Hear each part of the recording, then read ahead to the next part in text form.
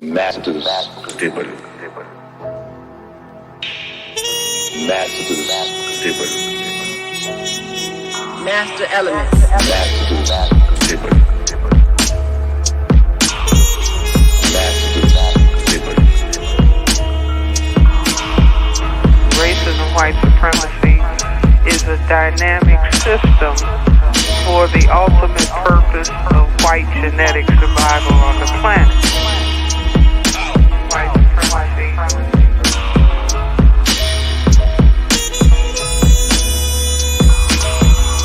You are in an evil system, a system that is designed deliberately to produce evil thoughts, to produce animosity, to produce violence. Introduction to African civilizations and man-garden civilization. Masters table. Masters table. Master elements. Masters table. Masters table. Master elements. We dedicate lives to the study of history. They didn't tell us that if you give up the man, you're going to take one of these things and it's worse and it will destroy your nation.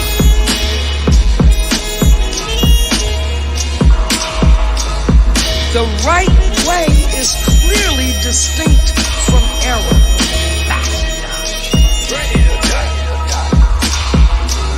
Racism is a competitive relationship between groups of people who are competing for the ownership and control of resources, wealth, and power.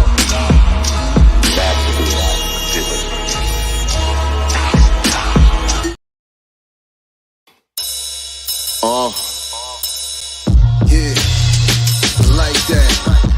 Let's see what's in the God's mind. Listen. Aye. We's here. We are here, family. We are here. Welcome to another episode of Sincere Love, the Godcast. I am the God Sincere Love, here with my lovely co-host, Nicely Girl, on another Sunday evening, afternoon, depending on which coast you are tuning in from. What's going on, everybody? What's good, everybody? Who in the chat? I'm trying to look to see who's in the chat. That's why I'm looking down, y'all. Y'all We see got me some doing that. I'll be folks trying coming to up see in in the chat. I'm trying We to got be some nosy up folks in the coming up in chat. here. I see y'all piling in the room early. Make sure that y'all hit the like button as you're coming up in here. Share this out on your social media platforms. Let everybody know that we are live with another episode of Sincere Love the Godcast. Subscribe to both of our YouTube channels, Sincere Love the God, as well as Godcast Enterprises right here on YouTube. Make sure you are subscribed to both channels and click the notification bell so you can be reminded whenever we go live with new content. Because we be doing the damn thing over here, family. We trying to. We be trying. Some of y'all might be tuning in from Facebook too today. I think we live on Facebook right now too. Shout out to the Facebook family. And man, speaking of Facebook too, I've been going through it with y'all on Facebook for the last couple of weeks, man. Like last week I was out here defending Drake's light skin ass, and all y'all was dog piling on me because I was defending Drake when that whole thing with Drake and Mos Def was going. You know, everybody was talking about that for a minute. Mos Def said Drake is not really hip hop; he's pop.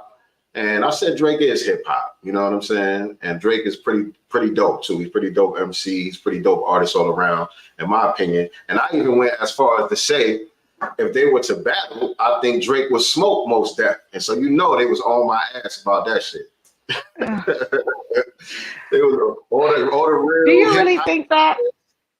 Yeah, I really think that. But what I was saying was, you know, if they both was to go in the studio and make diss tracks and come out with diss songs against each other, I think Drake will win that battle. But if they was to stand on stage and just battle head to head, that's a different thing. I think that would give Mos the edge in that situation. But if they both coming out with diss songs against each other, I think Drake will win, because the thing about battles that most people don't really look at or understand is it doesn't matter who's the better rapper or the better MC necessarily. You know what I'm saying? It's all about strategy. You know what I'm saying? Right. And I think in this day and age, with the memes and all the shit that goes on the internet, I don't think Mos Def is prepared for all that. Like Drake is Drake. You know what I'm saying? He did whoop Meek Mill's ass in that battle. He said Exactly. Twitter finger. Yeah, when he did the Twitter fingers. Exactly. That right there, like everybody was playing that heavy out here. Like every time he said something, he was getting hit with that. Is that a world tour or your girls tour? When he said that, you know what I'm saying? And now, you know, Mos Def ain't no Meek Mill. I should say Meek Mill ain't no Mos Def. Right. You know what I'm saying? But still, I'm not a Meek Mill fan. I know people wasn't expecting that. When that went down, I know people wasn't expecting him to get washed up by Drake like that. You're getting bodied by a singing nigga. Wow. Niggas wasn't expecting that part. When he said that part, that was like that right there, like mic dropped. Now, the question, you know, as a hip hop artist yourself, as a hip hop artist yourself, as an MC yourself, as a fan of hip hop, as a student of hip hop, all these things, right? Is Meek Mill a good rapper or? Meek Mill is okay. Meek Mill is okay. Yeah, okay. You know, he's cool. He ain't whack nothing. He ain't nobody special to me. You know, he ain't no top lyricist or nothing like that. But he okay. Meek Mill is top 10. Huh? Top 10? No, not even close. No. I just want to make sure I wasn't tripping. Yeah, no, nothing like that. Nothing like that. But he not trash though. He not trash. Okay. You know what I'm saying? He good money. But yeah, I was like, man, if you put Drake and Lil Wayne against Mos Def and Talib Kweli, come on, y'all really think them backpack niggas gonna be able to do something with them boys? I don't think so. No. I don't think so. You can say what you want to say about Drake, you know what I'm saying, his light-skinned ways and all that. You can say what you want to say about Wayne, cooning it up with Kamala Harris and all of that shit too. You know what I mean? But when it comes to getting on that microphone, so them boys get busy. That's all I was saying. Right. And so that was going crazy all last week, especially on Facebook. But yesterday, I think it was, I put up a post about Eminem. And I wasn't even expecting so much pushback from that post. But damn, people come out the woodworks to defend Eminem. Massa. Oh my God. Yeah.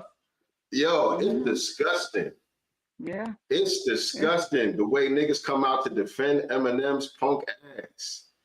Or, you know, it was another dude, blogger, I don't know who it was, but it was like a meme that he made talking about all of the people that Eminem really went after in his career.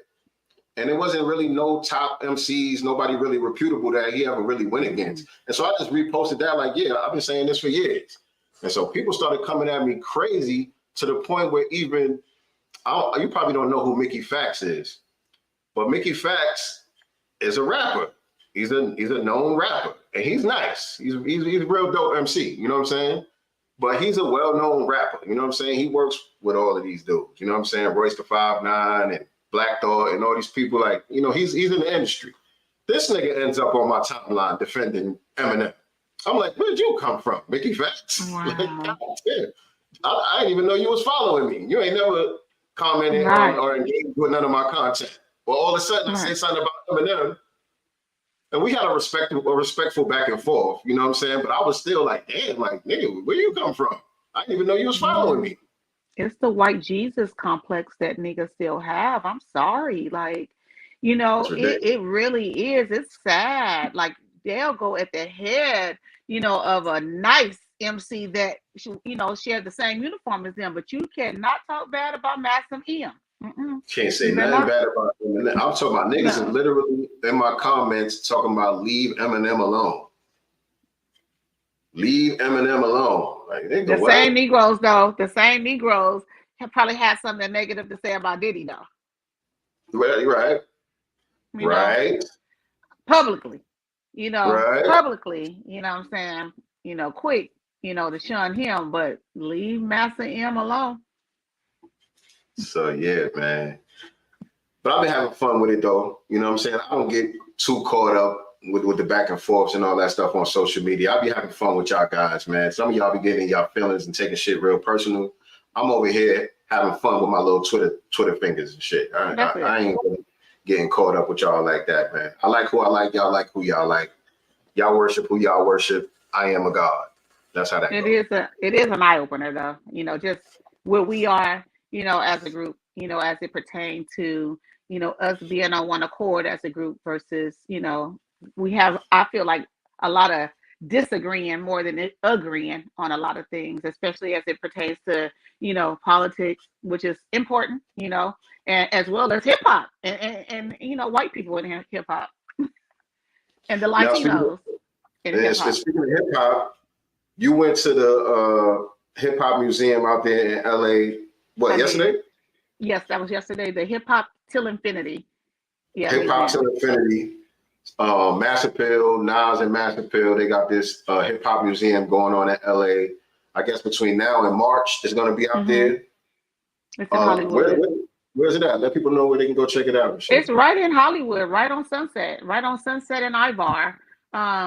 You know, it's cool. I was talking to Sincere about it off camera. It was cool. You know, when you walk in, they have this like dark room that you're walking in, but this projector thing is on there, and it's like giving up the 5 pillars, you know, of hip hop. So you see that as soon as you walk in, and once you make that little quick right, you know, in there's something else on there, and then it starts, you know, with the turntables, old school turntables, and the, you know, the records, you know, the graffiti, you know, being in the booth, the old school booth. So they did have some of this old stuff that I wasn't familiar with. I had to read the thing. I was like, what is this?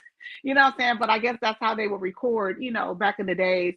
It was just mainly like pictures on the wall, you know, old school not album covers, but magazine covers. A lot of the old school flyers that they would be handing out, I guess, when people were in town, you know, the old school way. We didn't have Ticketmaster, you know, back then. So you heard about it by flyers, you know, and word of mouth or on the radio. So they had that stuff. One of the coolest things that I saw in there was the doggy style room, or, you know, this whole display in there for Snoop Dogg. They had this big old dog house with a doggy bowl, some chucks that was hanging up over the what do you call that? You know, electrical wires. You see that all over LA out here. Yeah. So they had that, you know, some of his khaki suits and stuff like that, some earphones or whatever with some old school, where his music playing through it, projectors and stuff. I thought that room was dope. And then there was this huge, like massively big, like huge warehouse area, and all the walls were filled with this projector, and it was basically giving the origin of hip hop from the beginning all the way up to where we are right now, which is, you know, the AI, you know, and things like that. They were playing music. That part was cool. Other than that, I just feel like, you know, it was cool. It wasn't overwhelming, underwhelming. It was just all right to me, in my opinion. I love the little where you can go and buy, you know, artifacts and stuff like that. Our t-shirts, they had a store in there. And as soon as you walk in, you're in the Marathon store. And I thought that was so dope, because it literally looks like his Marathon store, you know, the wall stuff, you know, the merch, that how they had it, you know, stacked in there as if it was his store. So I thought that tribute was super, super dope. There were several Nipsey, you know, tributes inside of the museum. I thought that was dope. The store itself was cool. I left with a few things. But again, it wasn't overwhelming. It wasn't super underwhelming. Like literally you can get through that whole thing. And honestly, if you're looking at that whole thing, on the website, it says 90 minutes. How much? 90 minutes. Mm-mm. It don't even take that much time? 30 minutes. You can be out of there in 30 minutes, literally, honestly. So it's probably like the Trap Museum down here. T.I. had the Trap Museum, and, you know, it was a small little space, but, you know, I thought it was fly. You know what I'm saying? The way they had things set up and contributed to, you know, all the trap artists and all of that. So it's probably something like that. This one is huge. This is huge. When you walk in inside or from the outside going in, you can't tell how big, massively big it is on the inside. It's huge. I don't think it's like the Trap Museum, which I think will probably be better, the Trap Museum, even though it's smaller. I just felt like this one, it was cool to go, but 30 minutes you can be finished and out of there. We were not there an hour, and we walked that whole thing probably twice. To be honest, talking to other people in there. We stopped. We're taking pictures. We're doing video, everything, and I don't know if we were there an hour, to be honest. Now, what were some of the things you were disappointed about? Or didn't like? Okay, so there was this area in there, and it was trying to give, some of the origins, it was hip hop, as well as the lowriding thing, right? Lowriders, the history of lowriders, and they credited Latinos on that. And I just feel like lowrider culture was started by Latinos, is what they were saying? That was started by Latinos, yes. They got that part. I really don't know. I can't argue. I don't know. That's more of a West Coast thing. We didn't really do that. Definitely. On the East Coast. We never got into it. They got it from us. They literally got it from us. I remember as a kid, my brother had a glass house. My brother had an Impala. My brother had a Regal. Like, that is just hip hop. That's the culture. I don't even say it's necessarily hip hop culture. I'm sure it's a part of it. You know what I'm saying? But I remember growing up, and I'm an 80s baby, y'all. You know what I'm saying? Growing up, seeing brothers doing that, and they saw it, and then they started to do it too. Yes. They started to fix up their cars and things like that. Yes. But I just feel like even if you go back to even some of the pimp era, and I've never seen real pimps in my real life, but when you go to those pimp movies, the old cars, you know what I'm saying? They may not have had the hydraulics and things like that on it yet, but they had the rims. Yeah, it was it's still Black culture. And so that was the part I was like, okay, which I wasn't surprised to see that. Even when you're looking at the whole, thing where they was talking about the history of hip hop, I want to say the guy that they had talking was a Puerto Rican, and they was Black and brown, and the whole talking points, on that thing was Black and brown. It wasn't like, this is FBA culture. And so I actually sent the video to Tariq myself. I was like, yo, you got to hurry up with the microphone check, because, we do have to get some straightening. It's a lot of straightening. And again, it's not to say that these people did not contribute to it or, add to it. I'm not saying that. It's not a diss, you know what I'm saying? But it originated with us, and it was no 50-50. And so you kind of see the 50-50 thing as when you walk in. So I might have to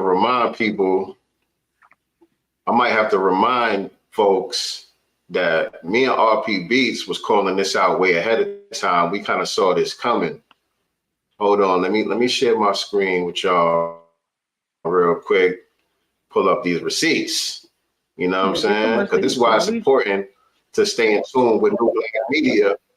This is why it's important to stay in tune with new Black media, because we can't afford to be behind the curve. We got to be ahead of the curve when it comes to these things. And we having this cultural revolution as it pertains to foundational Black Americans and us putting up the gates and claiming our cultural contributions to the world and all of that. And so, these things are important.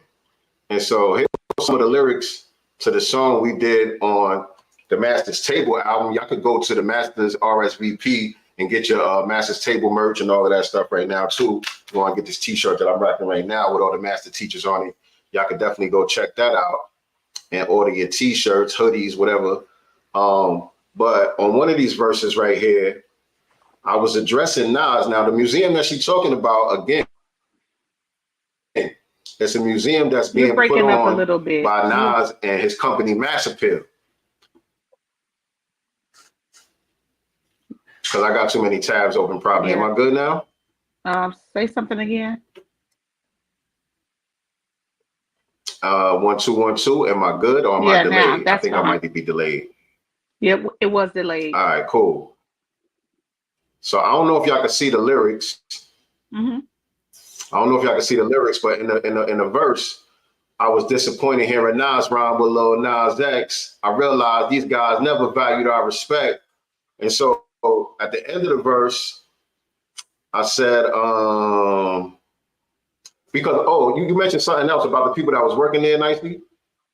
Oh yeah, from the time so once you walk up, I purchased my tickets online, so I just had the QR code, so I walked up with my phone, they're scanning my phone or whatever. 2 Asians at the door and greeting us in there. Not one black employee except for one black security guard that I believe worked for Securitas. So that was like a 1 day or weekend contract job that this female, had, and all white people, literally. Mm-hmm. Literally. Okay. And so in the verse, we're gonna do a little bit of lyrical breakdown right here. Because in the verse, I said your venture capital portfolio was pure genius, like the Lyrical Annotation Act. And this is the website that I'm on right now, Genius. That's what I was talking about. This is one of the websites that, he was part of the startup funding for this company and all of that. And so your venture capital portfolio was pure genius, like the Lyrical Annotation Act. Your ways and actions made you look, remember he had a song called Made You Look like you the smartest nigga that came from rap. But you was caping for Asian hate. Who you said was working in there? At the door. That's who you gonna see first is them, Asians. At the door. But you was caping for Asian hate. That propaganda put Black America in a scope. Inflation rates got us getting gentrified. I thought you would mention I'll fight for reparations, but you rep for Asians. I question why. And since you're working on the hip hop museum, Latinos and Caribbeans claiming our culture, you agreeing? Or will you hold the fort down, represent to the fullest? So we saw this coming a mile away, family. A mile away, I'm just saying. That's exactly what it was. I'm talking like, again, I think I've seen one female, I don't know if she was security or whatever, she was like, because they had some of the old lowrider bikes, and they were just sitting there. So we were asking before we touch and stuff like that, like the death row, chair thing that I was sitting on the photos. We were asked, are we okay to sit on this and take pictures and stuff like that? So I did ask her, are we okay to sit on the lowrider bike? If I can take a picture of my son. And she was like, no, you can't sit on those. We were like, cool. We just took a picture or, standing in front of it, basically. She said that was okay. That was the only Black person that I saw in the entire thing. And we walked that bitch again twice, maybe 3 times. And yeah, no Black people in there. Honestly, most of the people that came to visit were Black people, though. And I'll say maybe a handful of others, maybe, not even probably a full hand, but it was pretty much us, that was going to visit it, I would say, but not us working there at all. Then my son, mind you, he walked, you saw his outfit. We go in to buy, what we were, purchasing or whatever. And the girl, little white girl back there, she was like, oh, he still keeps the tags on his hats. He never takes them off. But you guys know that you're not selling this hat. It's not here. Oh, he's, got his jacket up there that he's purchasing or whatever. And she was like, oh, and are you gonna, did you want us to put that hat in the bag too? He was like, I walked in here with this on, like, and y'all don't sell this here. And she's like, oh, I'm sorry. Like, little Amber, fall back. And that goes to show that you're really not in tune with the culture. Yeah. Because if you were, niggas keep those tags on the hats, like, you know what I'm saying? Right. I'm like, but they don't even sell that hat there. Everything that they were selling there has something to do with hip hop artists and stuff like that. Right. He wore like a team hat. I don't remember which team it was. It's some football team. So why did you not know that? Right. She was about to charge him for his hat again. But anyway, man, B1 to the family, B1. See y'all coming up in the chat. Shout out to Jesse Paris, Soul Flow, Kevin Blackwell, Peter Ogun, Mama Love is in the building. Crew Royality. I always say your name wrong, brother. I be getting your name wrong. I think it's Crew Royality, right? Shout out to you always on the check-in, showing love. Appreciate y'all. Yeah, we came on a little bit later than usual today. We usually here on Sundays at 4 p.m. Eastern Standard Time, 1 p.m. Pacific Time. But I had some things to do around the house. And then I was having technical difficulties when we was trying to get set up. My camera died on me, all type of stuff. So we came on a little bit later, but we here though. And we appreciate y'all tapping in with us. So again, make sure that y'all hitting the like button, share this out on social media, let everybody know we about to get busy. Today, we are talking about the illegal migrants receiving all types of unearned benefits and privileges that foundational Black Americans have never had access to, and we've been in this country longer than anybody else. So that's the main topic that we're going to be getting into today. I know y'all been seeing all the madness going on around the country, different cities, all of these sanctuary cities and all of that, where tens of thousands of migrants are being flown in, bussed in, they hopping off of boats and parachute. I seen niggas getting out the back of a garbage truck, some other kind of was it a train or something? Like they was like inside like the engine of the it was crazy. They do a lot of crazy stuff. So they just getting over here any way that they can. And the minute that they show up, family, the minute that they show up, they're being elevated above you and I and our family. They're being funded. They're being given housing. They're given job training, all types of resources, benefits, and privileges. And they putting them on a fast track to become voters, police officers, all type of shit. Yeah. So we definitely got to get into that today. Illegal migrants are receiving unearned benefits and privileges as we speak. So what we going to do about it is the question. Because and also, are they migrants or invaders? Like, I'm serious. Like, and this is literally me not just saying things just to be saying it, to be provocative or whatever. But this is an illegal invasion. All these are not migrants and asylum seekers and things like that. This is an illegal invasion. And I think that we should use the right terminology because that's what it is. History has shown us these things as well. And we have to really call this what it is. This is an anti-Black illegal invasion because they're placing these people here in our neighborhoods. They're giving them jobs on police departments to police our neighborhoods.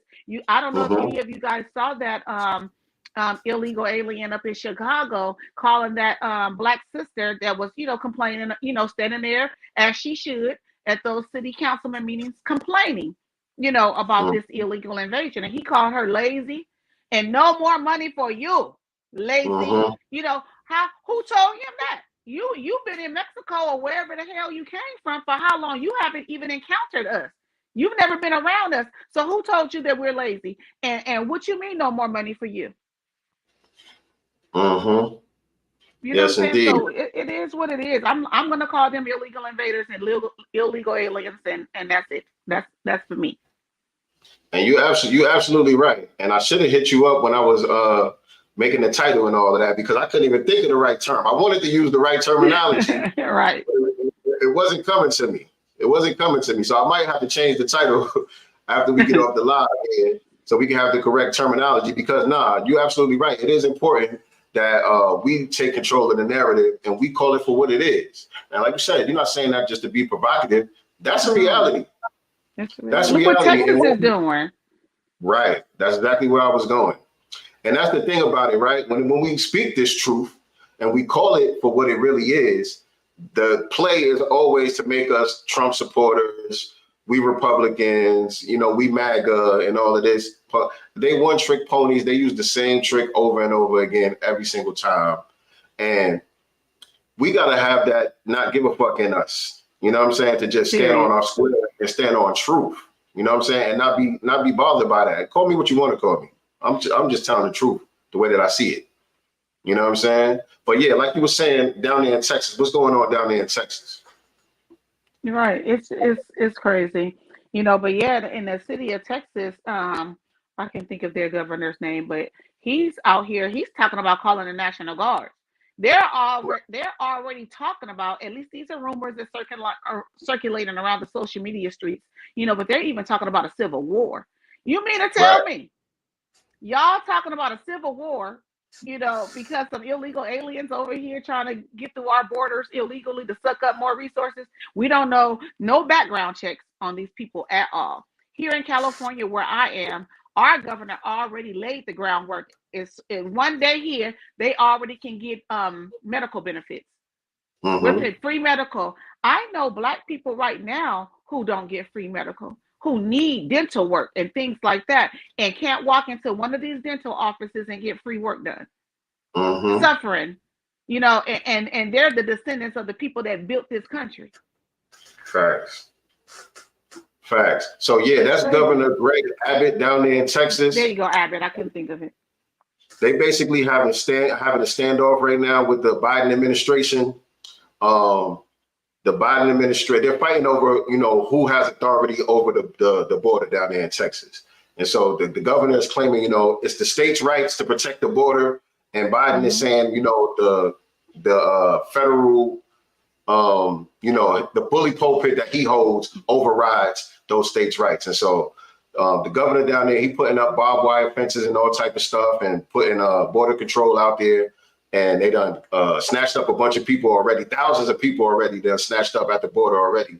And so now Biden is trying to take the fences down and, you know, override the laws that and the policies that the governor is putting in place. So they going back and forth about that. And the governor put out this letter a couple days ago, January 24th. I'll read a little bit of it. Y'all can go check it out. But the federal government has broken the compact between the United States and the states. The executive branch of the United States has a constitutional duty to enforce federal laws protecting states, including, excuse me, y'all, including immigration laws on the books right now. President Biden has refused to enforce those laws, and he even violated them.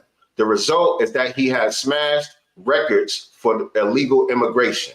And so, like I said, y'all can go check out and read the entire letter itself. But yeah, they're not having it down there in Texas. And if anybody knows the history of Texas, Texas is damn near its own country, y'all. Texas is real, like damn near its own country. Like I ain't even exaggerating when I say that. Like they got their own grid, like energy grid and all of that stuff. Like they're not connected with the rest of the country in a lot of different ways. And so they run shit the way that they want to run shit down there. And they got a lot of them hillbillies down there that's with the shits. A lot of those militia groups and all of that stuff, they really with the shits. You know what I'm saying? So it's going to be real interesting to see how this thing plays out going forward, especially down there in Texas. I hope that Texas hold the line on it, to be honest. I hope that they hold the line, you know, and, you know, push back against the Biden administration, because the Biden administration, you're not the one who has to deal with this stuff. You're not dealing with it because they're not in your neighborhood. They're not affecting you. You and your family are good, but it is affecting the American people specifically, and most importantly, foundational Black Americans, but also the American people, period. You have other Mexicans, at least the ones out here, they don't even want them here. Talk to them, they don't want them here. Even down there at the Texas border, a lot of the marshals and stuff that's down there protecting the border are Mexicans. They Mexican Americans that came here legally.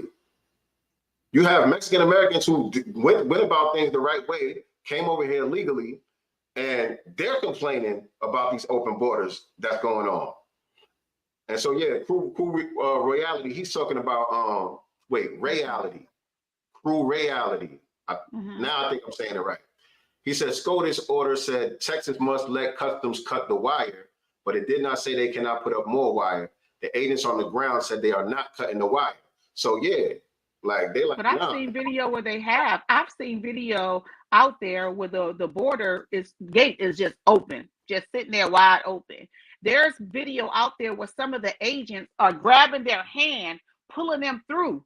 You know what I'm saying? So, and like you said, especially out here, again, I can only speak for where I'm from. The San Diego, you know, in San Diego, you're close to the Mexican border. We used to go to San Diego all the time. But in the summertime, we would park in San Diego, but walk over into Tijuana, because the party scene over there was dope as heck. Like literally, you pay $5 to get in and drink free all night.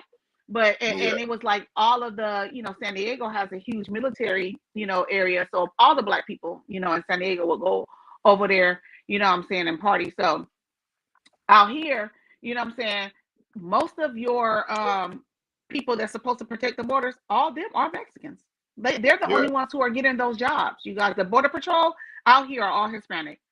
So to me, that's a conflict of interest. That's a conflict of interest to me.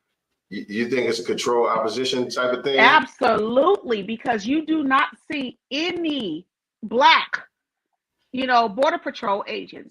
It's predominantly Hispanic, just like here with the police department.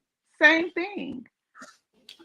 And also, let's be clear, it's not just Hispanics that are coming over here across that border either. They coming through Mexico, But it's not just Mexicans. You got Asians coming through there. The You got Chinese coming through there. You got all different people who see what's popping. They see that the border is wide open, and they just going through Mexico to come on through. Right. And like you said, these people are unvetted. You know what I'm saying? And they're being fast tracked and they're being funded. I believe. Again, we all know that the white supremacists play both sides. So I believe it's a good cop, bad cop thing that's going on. Absolutely. It's all of this is being allowed to happen by both sides. You know what I'm saying? It's controlled outrage. It's not really nobody doing anything for real to stop this from going on. Because these people are coming over here by the thousands daily. The way that we know that they're doing it on purpose is because there's a huge difference in what they're doing with these migrants versus what they did with those Haitian migrants. They were out and back in Haiti within 48 hours. You know, Abbott, you know, allowing them into the U.S. just to drop them off at Kamala Harris's place or something. What is that doing?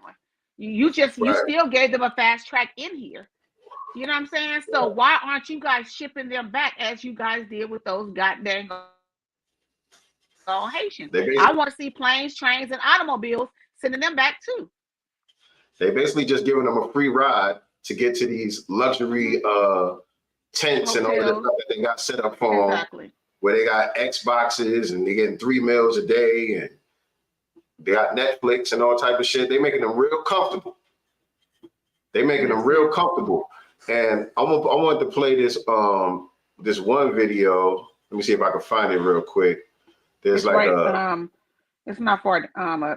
It's right above. Well, I am one above that. Yeah, I see it. I got it. So this is like a what do you call it? A collage of different news clips. So fair use. We doing commentary on here. So fair use. But this is a collage of a bunch of news clips, basically, you know, detailing what we're talking about here. So people don't think we just whistling Dixie.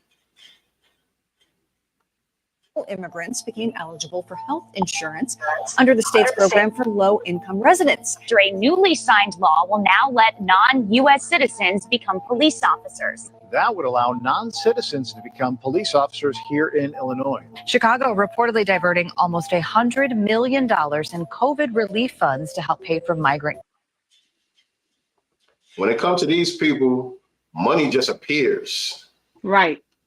Money and resources just magically appear. No study needed. Care. Migrants were flown here on a private plane. Well, on a private plane? On a private plane. Who's funding that? Right. Hotel in Midtown Manhattan, now a public shelter for migrants. Not the Motel 6 or the Super 8. Luxury hotels. They putting them up 5-star.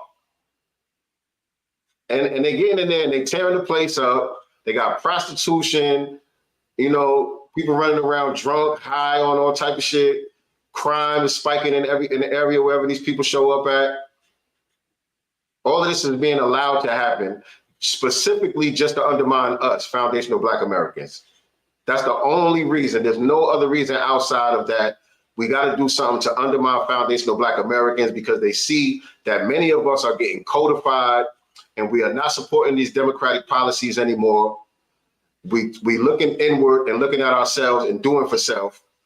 And they have to try to stitch together a new base to support the Democrats because we're the base for the Democrats. They literally cannot win an election without the Black vote. So they're trying to stitch together a new voting constituency to replace us. That's all this is about, 100%. Phoenix Airport, and there are migrants everywhere. They're receiving priority boarding. They're skipping security lines. They have their own security area. To city officials, So when they show up at the airport, they don't got to go through the regular TSA line like we got to go through and go through the same checker ports that we got to go through. They got special, you know what I'm saying? They got special access. They don't got no ID, that's fine. They don't got no paperwork, that's fine. They ain't got to go through none of the security points that we got to go through. Right. And we could be letting terrorists into this country and not. We know that they have terrorists at sleeper cells here already. You know, they probably getting more reinforcement through these borders. Soul Flow said, I think I'm going to transition into a, quote, trans immigrant. So that I can capitalize off of these benefits, clear my debt, and get a new credit score. Right. You know what? I think that we should start a massive movement, you know, and start applying for these benefits. And when it gets to, you know, your ethnicity or you're a migrant and all that stuff, put trans migrant. Let's try. I identify as a migrant. I identify as a migrant. I identify, yes, because all you have to do is feel it, right? You only have to feel like a migrant. You know what I'm saying? So I feel like one. So let's see if we can get some of these resources. Right, Cool Keezy. Cool Keezy said many of them are coming over here looking for Trump hats, and that's the quagmire that the Democrats are finding themselves in now, because all of these people are being allowed to do all of this based on Democratic policies, right? But the minute that they get their weight up, they turn around, put on a MAGA hat. Right. And so again, like I said, they're trying to replace us, but that's kind of backfiring on them. And it does. That's every single backfiring on time. them. But they would rather invest in these people and give them everything that they need versus working with the people with their current base, which was Black America until they lost us, you know. But they would rather pour all those resources to anyone else other than us. Like, how much more anti-Black can it be? Right. Anybody but us. What's going on down there? What's going on over there in Denver, Cool Keezy? Cool Keezy said they're coming over there too. What's going on in Denver? Fill us in.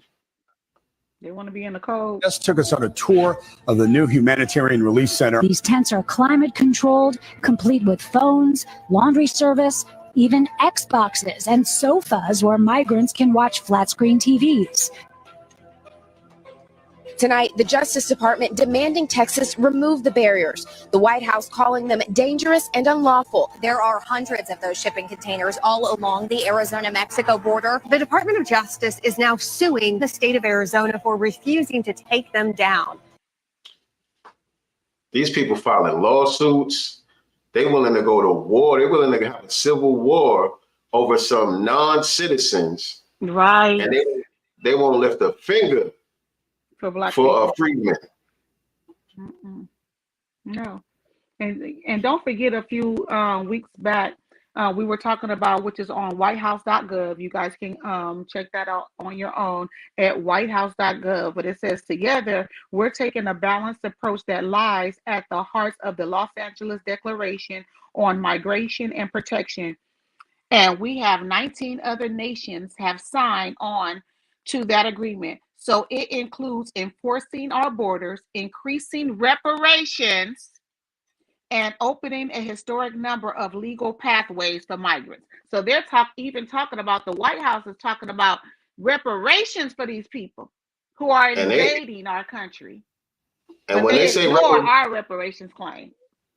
When they say reparations for them, they ain't talking about education. You know what I'm saying? They ain't talking about signs and commas. It's dollar signs and commas. Gift cards and shit. They ain't talking about no goddamn Piggly Wiggly gift cards. They talking about money, housing, tangibles. I mean, they're coming over here getting free job training. So that's education right there. Just waiting. And by that standard, 11 million undocumented aliens are already Americans, in my view. So he said, and that was before the election, he was saying, by his standard, the 11 million undocumented migrants, as he calls them, are already Americans in his view. And remember, he told us. So all of the people that got buyer's remorse now, all of the vote blue, no matter who people that got buyer's remorse now, and they out here complaining like, you know, Biden didn't do what he said he was going to do. Oh no, he's doing exactly what he said he was going to do. And here it is. I just put it in the material. I got it. Okay. Got it right here. Oh, I'm in the wrong spot. Let me get over here. Let me get over here. He told y'all exactly what he was going to do. He wasn't playing. Hold on. Minority white European. Hold on. Let me rewind that By back. 2040, this country is going to be minority white European. You hear me? Minority white European. And you guys are going to have to start working more with Hispanics, who make up a larger portion of the population than y'all do. And some Biden temper. Well, let me bring that back. By 2040, this country is going to be minority white European. You hear me? Minority white European. And you guys are going to have to start working more with Hispanics, who make up a larger portion of the population than y'all do. So that's what this is all about, family. That's what this is all about. Genetic survival. Those white birth rates are on a decline. Not enough white babies being born all around the world, but in this country specifically, not enough white babies being born. White people are dying faster than they can replenish their numbers. So what they doing now, putting all of these people, Hispanics specifically, on a fast track to gain citizenship, these open border policies and all of that, put them through a hazing process to get them acclimated into whiteness. This is just history repeating itself. They did the same thing with the Italians. They did the same thing with Jewish people. They did the same thing with the Irish. These people weren't considered white initially. They had to go through a hazing process. And the way that they got to prove themselves is to show how anti-black they can be. That's how they get their white card, proving how anti-black they can be.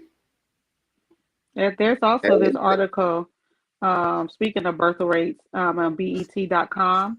It says the Black population has grown by 32%, according to a new research.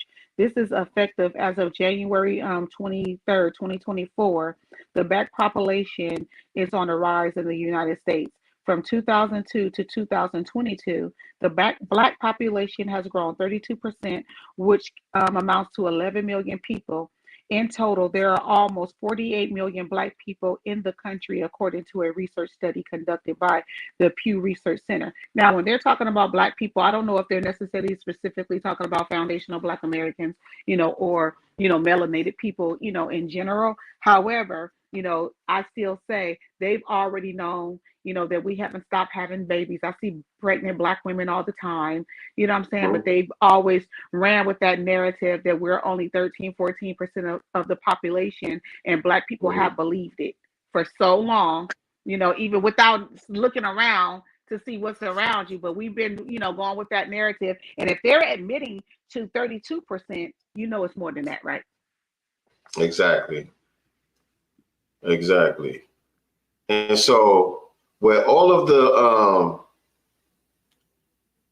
different ways that we have been under attack, you know what I'm saying? Our genetics, our economics, our education, we've been under just constant attack in many different ways. The medical industry, the financial industry, the educational institutions. We've been under all of this attack, and they like, damn, these motherfuckers ain't going nowhere. How is their numbers still growing? We got all these Black men incarcerated. We done gave them all types of diseases. We done gave these people, we done flooded their neighborhoods with drugs. They talk about all this Black on Black crime, and we killing each other, and then the police is killing us, and got all of these extrajudicial taking place. Black people are just under attack, being slaughtered left and right and center, but somehow we still growing in numbers. So they scratching their head like, who the hell are these people? What are they made of? Right. Are they mutants? What are they made of? They won't go away. We don't die, we multiply. Right. You know what I'm saying? We baby's kids. And so let me just show y'all this real quick while we on the topic of Biden and his punk ass Let me just throw this in here because this is what we get, family. While everybody else gets all these other images that we done laid out, this is what we get. Now, last week, I think we showed y'all Biden went to Eric's house. Remember Biden went to Eric's house with some fried chicken from the cookout? Y'all, I don't know if y'all tuned in last week. Make sure y'all catch the replay. We talked about Biden went to some Negro's house named Eric and had some cookout. They had some fried chicken and some sweet tea. And they talked about, what did they talk about again? I think they talked about education. Reparations. Yeah, I forgot what they talked about, what they said they talked to him about. But this is what we get. We get all types of pats on the heads and shit. Nothing tangible. So now Biden done showed up at some black barbershop. I don't know what city this is, but y'all Negroes ought to be ashamed of yourself. Ron Jameson. See you, man. Why did you run in front of us playing the devil? I should have been all American. Hey, I'm gonna lay him down for you. How you doing? How you doing, man? I think he said something to him about being an all-American. This Negro so about 50 years old. He said that if he were still playing football in Delaware, where he could have used him to defend him or cover. It was something to that degree. Like if he was the quarterback, he could have went All-American, something like that. Like again, you big black Negro. We need y'all. Like it was disgusting. Right. Remember when he was at some hip hop thing, and he was talking about LL. He was like, call him boy. This guy's so jacked. You see the arms on this guy? That's all they see when they see Negroes. All they see is BBC. That's what they see. Literally. Let me see. My goodness. Ron Jameson. See you, man. Oh, my goodness. And they always use this barbershop trope. I get so offended by this, particularly as a barber. You know what I'm saying? The barbershop, the black-owned restaurant, a soul food restaurant. Hillary Clinton came with her bottle of hot sauce and her purse. It's the same old. That's their black outreach. The barbershop, a soul food restaurant, and now the new one is going to Eric's house with some chicken wings. Man, the barbershop is so old and tired. It's tired, and no one gives him pushback.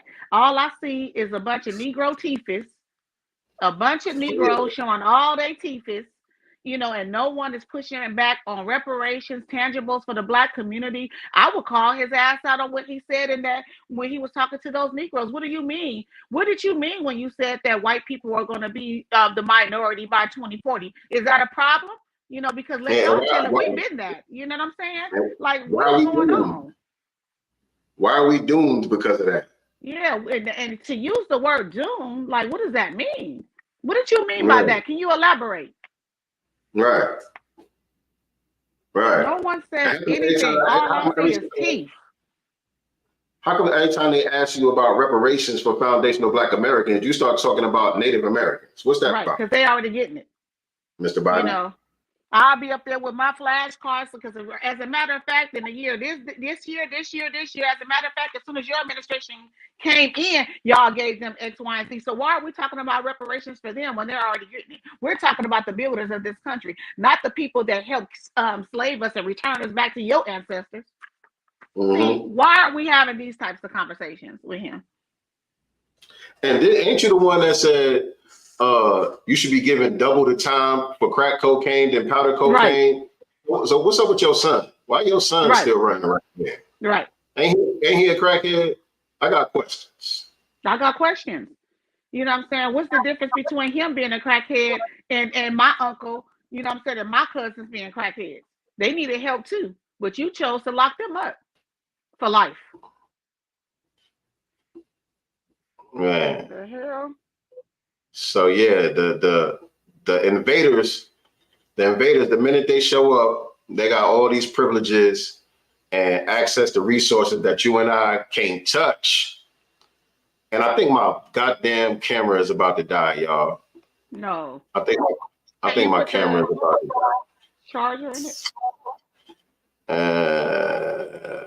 It's plugged into the computer. I thought it would be charging. That's all right. If it dies, I'll just switch to the webcam. All right. I'll just switch to the webcam. I want to talk about our brother Marcel for Congress, because you guys know that he's been stumping hard for reparations the last few years. And he, and along with our brother Black Alpha Network, you know, were out there on MLK Day, you know, at that church. Of course, they had their reparation signs, and you had those Negroes from the NAACP blocking them, saying that they couldn't go inside the church, they couldn't hold their signs, right? Anywho, so Marcel posted today, you know, on his Twitter page, he said, these Black elders, and I call them elders. When they talking like this, they're not elders, they're elders to me. So I'm going to correct that on here as I'm reading it. But these Black elders are calling for a meeting with Joe Biden to demand a call for a ceasefire between Israel and Palestine. Not reparations, not an anti-Black hate crime bill, but a ceasefire for people thousands of miles away. Like, make it make sense. And I believe, you know, because they're showing, you know, some of these elders, not elders, but they're being led by Pastor Jamal Bryant. And Jamal Bryant, you know better. You down there in Atlanta, you know better. And also, Jamal Bryant is not a dummy. He knows history too. You know, so that lets me know that he's, you know, a paid shield, you know, for the Democratic Party, and he's leading these elders, you know, to demand ceasefire in a country or land we ain't nowhere near. That's not our business. Our business is reparations and tangibles for foundational Black Americans. And when you wear our uniform, that's all you need to be talking about. Otherwise, you're going to get shut down.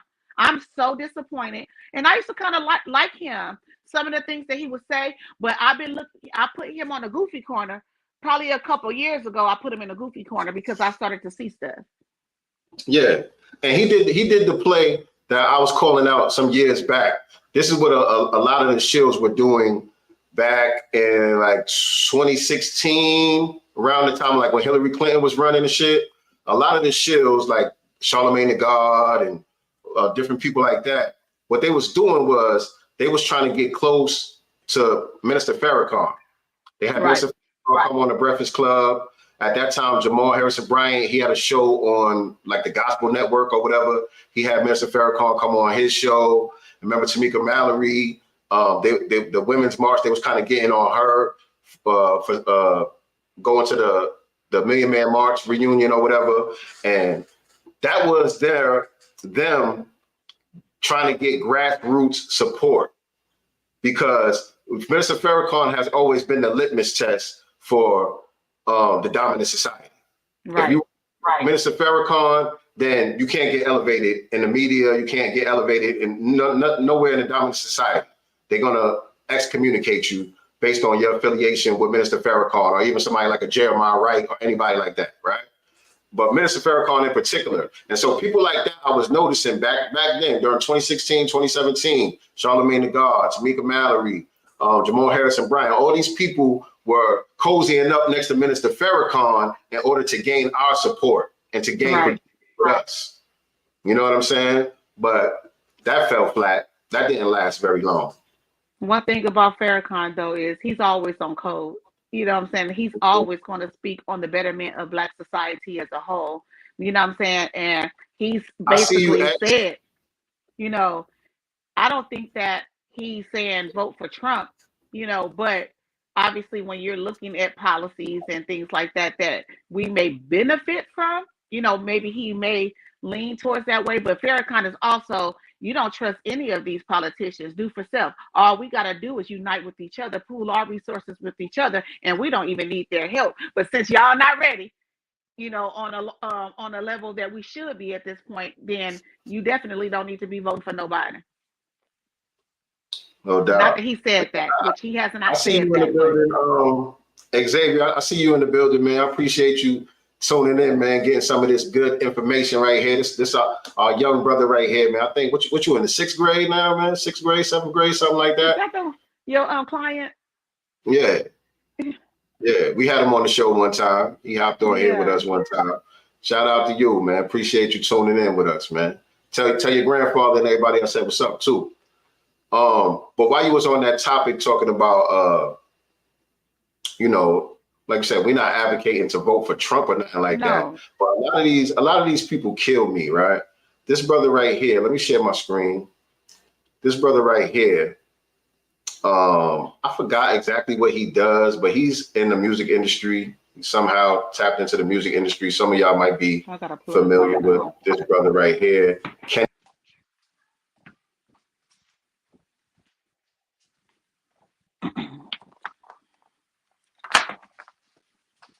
Y'all hear me?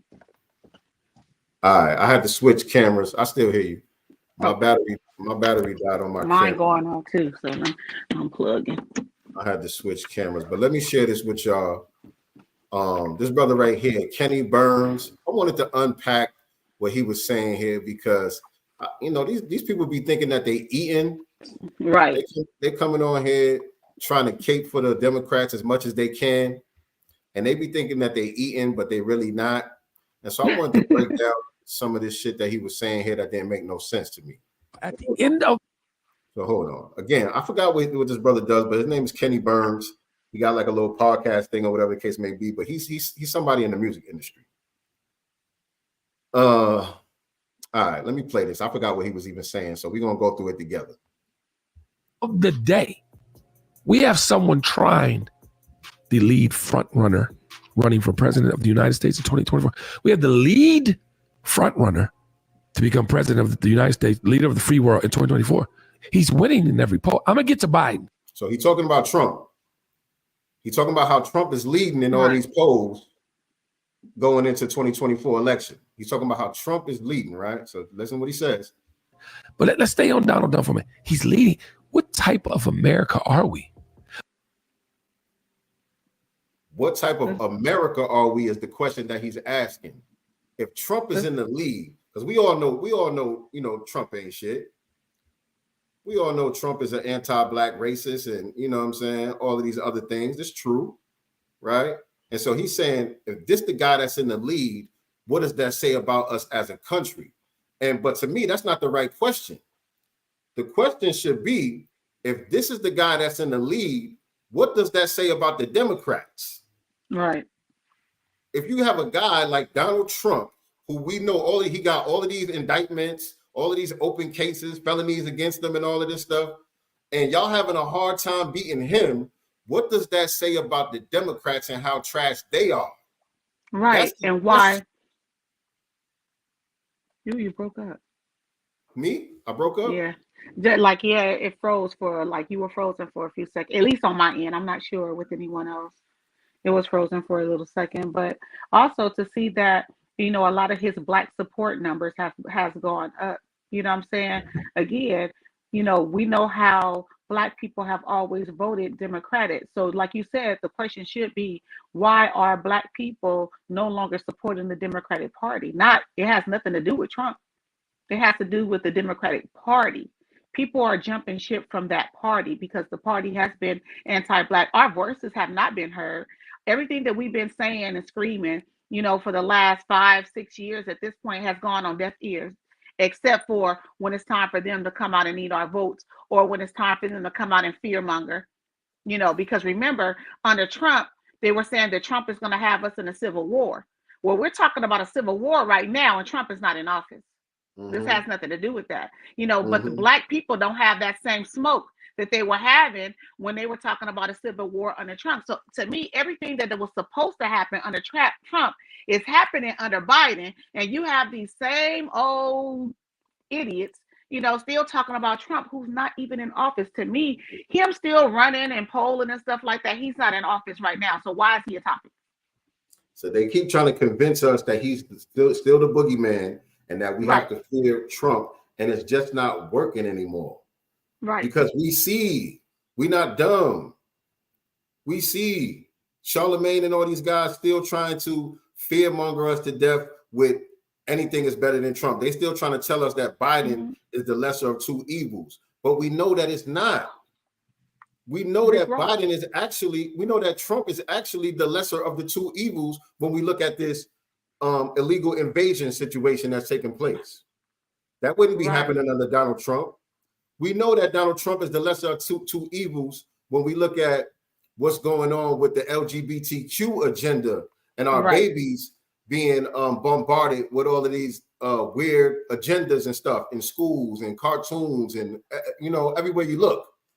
That wouldn't be happening under somebody like Trump, right? At least he would be pushing back against it. You know what I'm saying? So when we look at these different situations that affect us as a community, that align with our morals based on our culture, then we have to be honest and admit that even though we're not Trump supporters, if we're talking about who's the lesser of two evils here, we inadvertently benefit more from a Donald Trump than we do from a Joe Biden all day long. Listen, my auntie came over here Friday, and she came to pick up some of my FBA tea cakes. By the way, I made some. I gave her some, and so she started to bring up politics. Now my aunt is 70 years old, and she started bringing up politics. Shout And out she to was like, Auntie. we gotta. She was like, and when you vote, you can't vote for Trump. We gotta. I don't like Biden either. She did that, but Biden is the lesser of the two evils. I said, you looking at CNN and MSNBC and all this stuff, and I was like, I'm not falling for that. And I literally sat her down and I just started breaking down everything. I said, so you tell me who's the lesser of the two evils. I said, because honestly, I'm not saying Trump is a racist. I'm not saying he's for Black people. I'm not saying any of this thing. And I brought up the border situation. I also said, has Trump ever written any law or bill that we, have been victims of ever in life? No, we haven't. And I had to break her down on that. And, I didn't do that. I said, well, that's the thing. They're not going to tell you that on CNN. You know what I'm saying? All these people. And I'm like, my whole thing is we should be voting for tangibles. Whoever is we're going to benefit some way, specifically tangibles, obviously, but in the direction where at least we're going to benefit some. We don't benefit anything from the Democratic Party, period. But she tried to run the whole lesser of two evil things. This is just this past Friday. They saying you breaking up. Well, somebody said you breaking up. You sound fine to me. Let us know if we coming through loud and clear in the chat. Let us know. Type of number 7 in the chat if y'all can see and hear both of us. Soulflow said Nicely was breaking up, but you sound fine to me. But she type tried of number to 7 run in the chat if you can see and hear both of us. She tried to run the lesser of two evils spiel on me on Friday. And I was like, no, ma'am, we're not going to do that. And like Listen. I told her, if Obama was in office and did what Trump did for us as Trump did for his people, we would be in a better space too. I'm not mad at Trump, for putting his people first. That's what any group is supposed to do. And when we see that, in all of these people in these, positions like those council people out here in LA, what were they doing? Blocking Black people, to forward their people and said it. Someone recorded it. Everybody puts their group first except for Negroes. Negroes want to get out here and show all their teeth. Jamal Bryant and those olders and Martin, what's his name? Waterhead, Martin. Yeah, Roland Waterhead, what's his name? Roland Martin. You know what I'm saying? Tamika Mallory, what's that word? Charlatan the fraud. All these Negroes, they want to show teeth. They want, a show, or someone to invest in their podcast. They want to be on TV. And then these same Negroes, like Tahaji, he was caping for the anti-Asians, crying now that they broke and they making no money. And that's what they mean. That's what they mean when they say we. When they say that the Democrats are the lesser of two evils and we benefit more under the Democrats, they talking about themselves. They talking about the Black political class, the boule, the Black celebrity class. These are the people that benefit more, because you got to remember the entertainment industry is ran by liberals. You know what I'm saying? So those are the people that write their checks, that green light they shows and their programs and all of that. Get them their podcasts and all of that, give them the platforms and all that stuff. So when they say we, they're not talking about the Black masses. They're talking about their little cliques, the jobs that they're able to get. You know what I'm saying? The little crumbs that they're able to get. That's what they mean by we benefit more under the Democrats. They ain't talking about us. You know what I'm saying? The old boy name that Angela Rye is doing the podcast with, Dookie Man, Boo Boo Man. What was his name? Andrew Gillum. Andrew Gillum. Who listening to Andrew Gillum? The last time we seen this Negro, he was passed out on the floor with doo-doo stains everywhere with some white male prostitute that he paid, You know what I'm saying? Why are we listening to him about political anything, Mr. Boo Boo Man? I'm sorry, I'm not. No. I want to talk about that in a minute, but let's finish up with this part right here, and then we'll transition into Andrew Gillum and Angela Rye and that little podcast thing that they got going on. But let me finish. Let this dude finish babbling real quick. Y'all bear with us for this babble right here. What type of human beings? I don't give a fuck how much money you got. At some point, you got to have some level of compassion for humans. Let's take away politics. When you think about families that can't afford to live in the United States, when you think about homelessness with 800 abandoned buildings in every major city, and you ain't got nowhere to put them. When you think about Black people are the most homeless. So this is the thing that killed me, right? He's supposed to be criticizing Donald Trump here. He's saying what's wrong with us as Americans if Donald Trump is leading this race when all of these issues that he's bringing up are taking place. But who is ignoring our homeless people right now? These Democratic-run cities. These Democratic-run cities is the majority of the homeless Black people is at. The same cities where they're funding these migrants, giving them houses, jobs, money, food, Xboxes, air conditioning. You know what I'm saying? Mm-hmm. While Negroes is sleeping out on the street. This is happening under the Democrats. So what are you talking about? What are you talking about, man? He's given a plies babble, if you ask me, because these are Negroes who don't even like themselves and they don't like their own people because they think of their own people just like white people think of us. Just like the dominant society think of us. He kind of looks like Ebro too. Is this? Yeah. Does he have a dual allegiance? Does he have a dual allegiance? I don't know what his background is. I don't know where his people come from. But he gives me old man Ebro vibes. Taxes. You motherfuckers create money whenever it's time to go pay for somebody else shit. When you got to go give Zelensky. Who gave a bunch of money to the Ukraine? Right. Was that Donald Trump or was that Joe Biden? He literally brought up Zelensky. You motherfuckers create money when it's time for somebody somewhere else. But it's time to Trump's give money fault. to Zelensky. Was that Donald Trump or was that Joe Biden?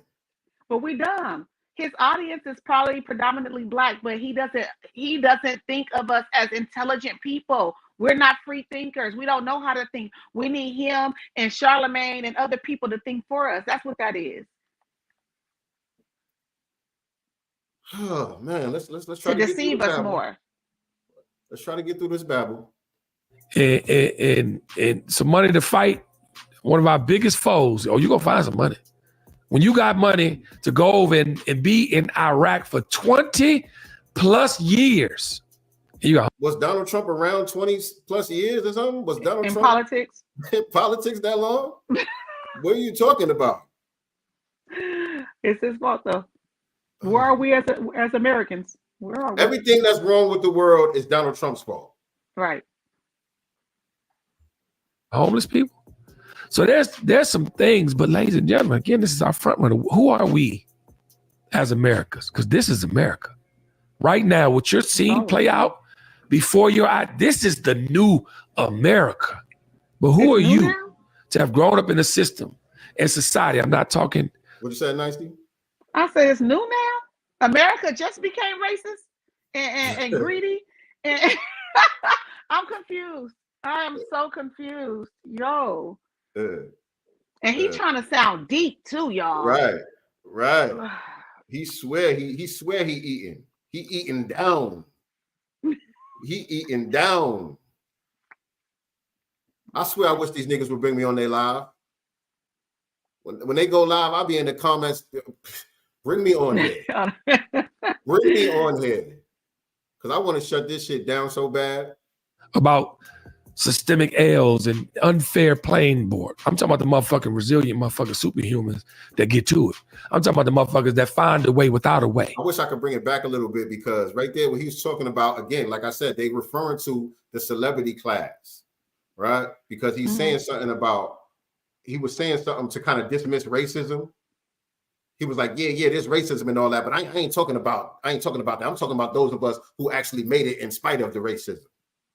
The ones of us that are superhumans, we made it through. So that racism didn't affect us. That's what he's saying. What type of humans are you becoming? Because these are the ones supporting Trump now. So right there, what he's saying, he's mad at his friends in the music industry, like Styles P and some of the other ones who actually are speaking against the Democrats and telling the truth about Trump not being a boogeyman. So that's who his grievance is with. So can we say that someone has slid him a couple of dollars? Absolutely. Somebody done slid him a couple of dollars. I don't see him a lot at all on these social media streets, but all of a sudden that clip was making major rounds, so they gave him a little shine for going on here on a tangent about nothing. You know what I'm saying? He was doing a whole lot of babbling about nothing. Yeah, right. Cry me a river. And look, Rick Ross said something too. Yeah. What y'all think about what Rick Ross had to say? Hold on. I just got off the phone with one of my homies, and just make it clear, you vote for who you want to vote for. Okay. It's fine with me. But one of my homies, he was just like, boy, I can't wait till Trump get back here. And boy, he had a nigga eating. And I just don't want nobody to be delusional. You can't be a delusional nigga. Did he have you eating, or was it a nationwide, worldwide pandemic and you niggas stole the money? Did So you niggas are steal the thieves money, or was he having you eating? I'm just saying, that's y'all business. Toast to the hustlers, man. It's called delusional. You know what I mean? Well, we know who did steal something. You stole the identity of Freeway Rick Ross. You know what I'm saying? If we're going to talk about thieves, let's talk about that. And then you didn't even look out for the brother. You know what I'm saying? After, stealing his identity to make up this, fake, facade about yourself. So we're going to talk about stealing. Let's start there. But I don't like the fact that, when Black people are coming up on something, it's because we had to do something fraudulent. Because that's how I took that comment. You know what I'm saying? And what he's referring to is the PPP loans and all of that stuff. You know what I'm saying? One of his mans must have did some PPP hustle or whatever during the pandemic, and that's what he was referring to. And my thing is, ain't you kind of dry snitching a little bit? Right. Ain't you dry snitching a little bit? What kind of dry snitching is that, my nigga? Man, I caught that. All right. That was a little bit of dry snitching going on. You know what I'm saying?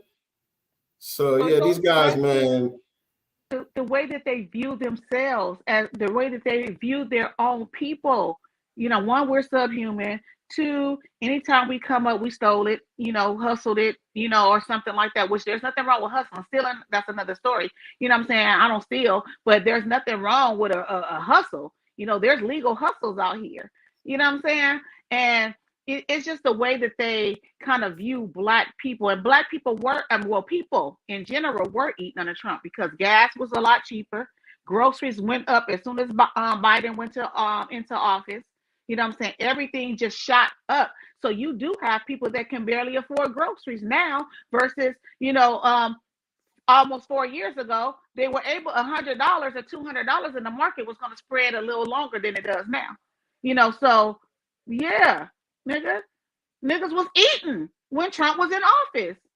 Now, I do want to say this too, because I think that's a BS narrative that a lot of people who are out here, some of the Negroes that are out here claiming they're going to be voting for Trump, and they saying because of the money, because the stimulus checks or whatever.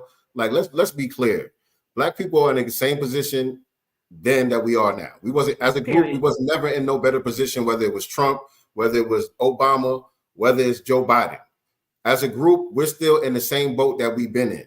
So all of that, you supporting Trump because of the stimulus checks, that's cap too.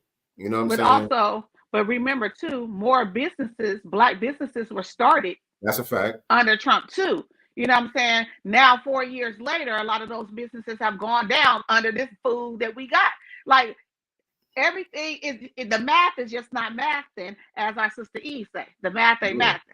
Yeah, I mean, that's what I'm saying. Yeah, a lot of Black people had the wherewithal to take some of that money and go try to start a business. Exactly. But that doesn't guarantee your longevity and success in the long run. You're going to need support. You know what I'm saying, when it comes to that. And reparations is a big part of that. And we got to get ready to get up out of here soon. We going on almost on an hour and a half. We want to close this thing out soon. But I do want to bring up another story to talk about the main topic here as far as some of the migrant privileges. We got some migrant entitlement going on as well. We got a little bit of migrant infighting going on. And I thought that this story was a little interesting too. All right. So and we're gonna touch on the Bussy Gillum and them real quick too before we get out of here. But check this out. I don't know if y'all saw this. This Asian lady, I think it's in LA. I forgot what city it's in, but this Asian lady, she got a Mexican restaurant, I think in LA. Oh yeah, I see it here. Yeah, that's it. That's it. Yeah, it is LA. Has personally witnessed rude customers say, quote, fair use, by the way, fair use.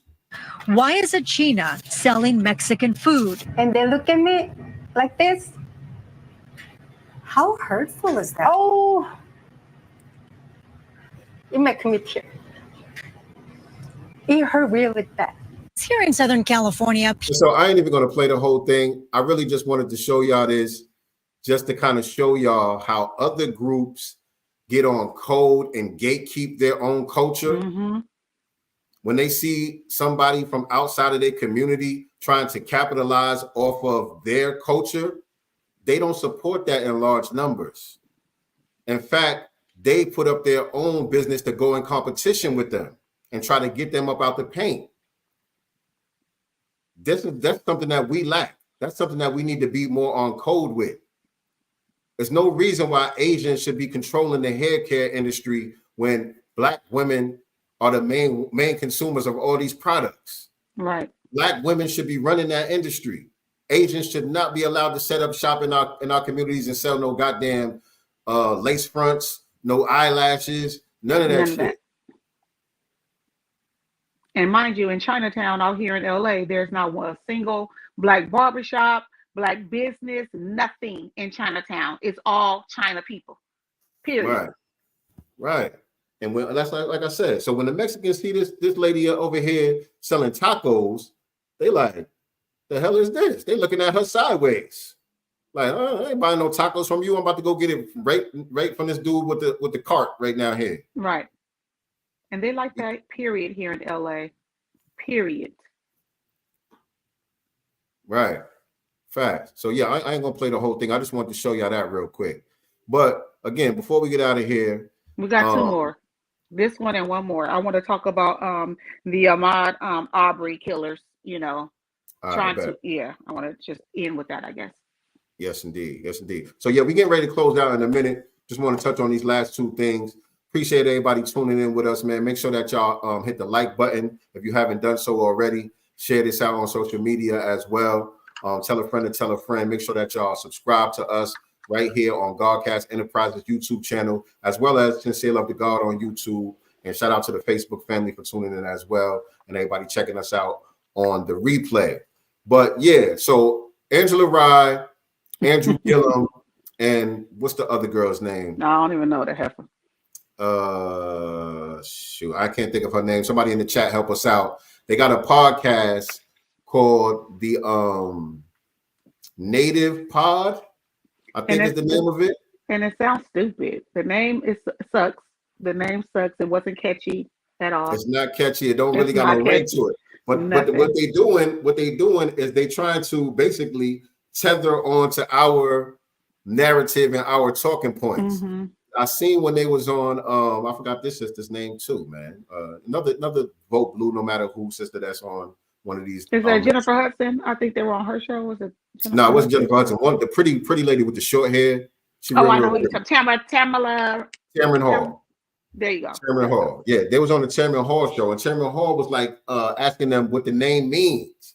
And Angela Rye, with lettuce and tomatoes on the side, shout out to Professor Black Truth, said she started talking about how, yeah, you know, we do have, you know, basically she was saying we have a certain connection to Africa, but really this is our homeland. This is our native land. We native to this land. Isn't she Caribbean? I believe she got some Haitian ancestry going on. I don't know exactly where her people come from. I know she does have a grandfather that migrated here from Haiti on one side. I'm not too sure about the other side, but it was just a couple of years ago where she was talking about we all immigrants. Right. He was trying to convince all Black people that we immigrants too. We got to support all of this immigration stuff because we all immigrants, and this country was built by immigrants. Now all of a sudden we natives to the land and all of that. You know what I'm saying? Now they're trying to tether on to our talking points. They have to acquiesce to us because we are controlling the narrative, family. This is good. When we see stuff like that happening, we got to understand we can pop our collar because that's a victory. We are winning. We are controlling the narrative. We're not acquiescing to what they're saying. They have to turn around and start acquiescing to what we're saying because the truth is always going to be the truth no matter what. You know what I'm saying? So I just wanted to put that out there. But go ahead. What's going on with the Ahmaud Arbery case down there in Georgia? So Ahmaud Arbery's killers get a March court date to argue appeals of their hate crime conviction. So this is going to go, it's going down in Savannah, Georgia.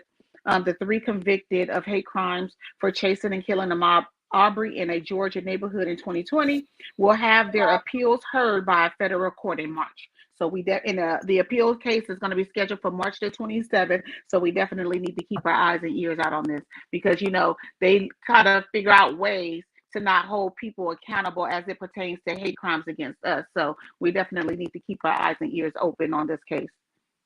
Absolutely. And so, Dan, man, another thing that we forgot that I wanted to touch on, and we really don't have time because we got to close this out. But shout out to Marcel Dixon. Last week he had an article in Newsweek. He did an opinion piece in Newsweek magazine, and I advise everybody to go read that piece, share that piece, use it as a talking point with your family when you're having these conversations with your family about the upcoming election and all of that. I mean, he hit all of the markers. Every single line in that article is a bar. It's no fillers in that article.